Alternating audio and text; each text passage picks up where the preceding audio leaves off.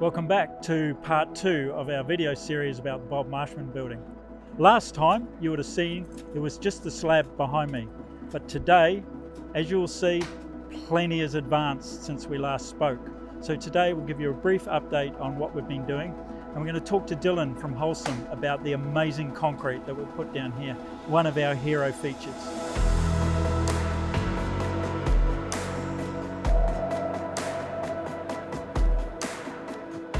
So the 4 key things we've achieved have been the frame, the membrane, the insulation and the windows. The key feature of the frame is it is all timber, and we made a conscious decision to do that to avoid as much as we can any steel involved in the project, because steel has a higher embodied carbon component. The second thing was the membrane. So the membrane actually wraps the building to aid with the air tightness, and where the membrane might be penetrated as part of the building process, a normal thing that can happen, then we're using the special tape to actually tape over it to create that airtight seal.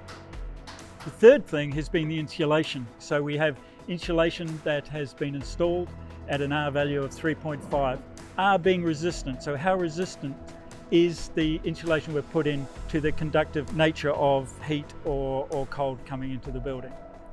And then finally, the windows. The windows are one of our hero pieces. They've come from Belgium and they're double glazed. And as you can see, we have an example here of just how thick the window structures are and the thermal break.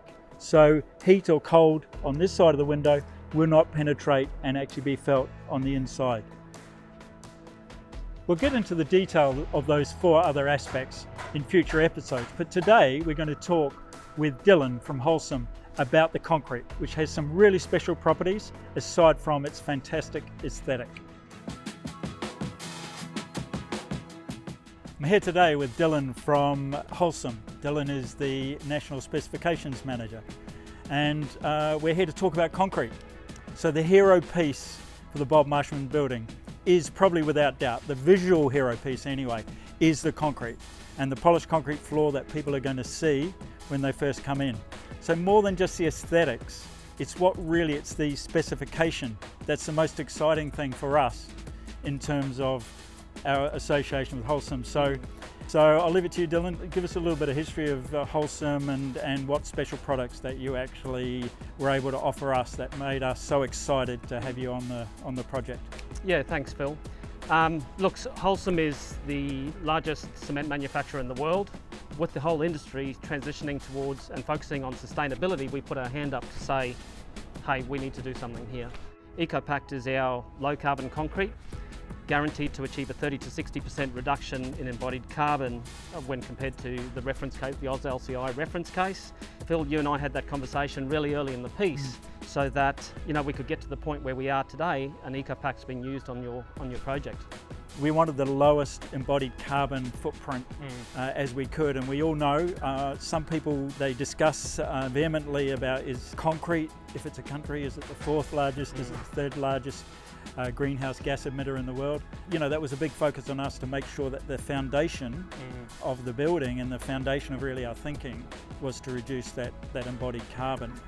Prior to us actually even launching the product, we went down the road of doing a full life cycle assessment on all our raw materials that go into our product, because we needed to understand what's the carbon footprint of our conventional concrete.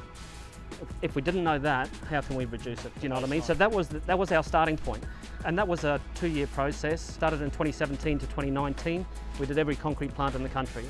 After that, we got Climate Active certification to be able to offer carbon neutral concrete. And look, we understand offsets aren't the way of the future, but it's a step. It's a step in the right direction. And 5 years ago, who could have said carbon neutral and concrete in the same sentence? So for us, it's very much about reducing the carbon footprint within the concrete as much as possible, and then offsetting the remaining embodied carbon. The beauty of it for us is we didn't have to go out and find our own carbon offsets. They come as, that's all part of the pricing. That's right. Yeah, so that's a package for us. So when we talk about EcoPact and EcoPact Zero, so one's low carbon, one's carbon neutral, we reduce the embodied carbon as much as possible for affecting performance, and it's only the remaining embodied carbon that's then offset. What about the properties of it in terms of laying the concrete down and working the concrete and getting it to the fantastic finish it is now? We're on vinyl at the moment, but if we lifted this up, it would be next level, which is why it's going to be exposed, because it's going to tell a story aesthetically, but also because of its properties. How difficult is it? How different is it? Are some of the workers maybe a bit wary of it? What are the kind of slight barriers or the reticence that some in the market, the developers and so forth, might have to actually using those products? Yeah, no, that is a great question. And look, I did a thing with Mekla recently when we talked about myth busting when it comes to low carbon concrete, and it's 10 years ago. As soon as you said something about green concrete, concreters would throw their hands up and say, I'm never using it because I'll be here till midnight trying to finish it. It doesn't set the workability, all that side of things. So for us, it's been very much about, let's do all that background work, and technology and innovations come so far now with admixtures where we can reduce the carbon footprint up to 70% and still maintain that performance characteristics. So have you seen what was sort of the take up of the green product? Have you seen that sort of an incremental change, or have you seen there a step change recently as people have got more, I guess, alarmed by what's happening with climate change?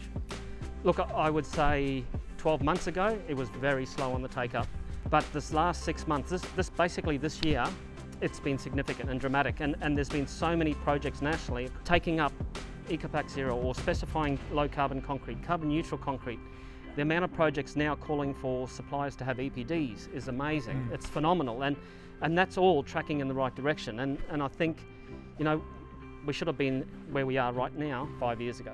Is there anything you can sort of point to that would indicate why there's all of a sudden people were sort of slow and now they're almost clamouring for it? I think awareness.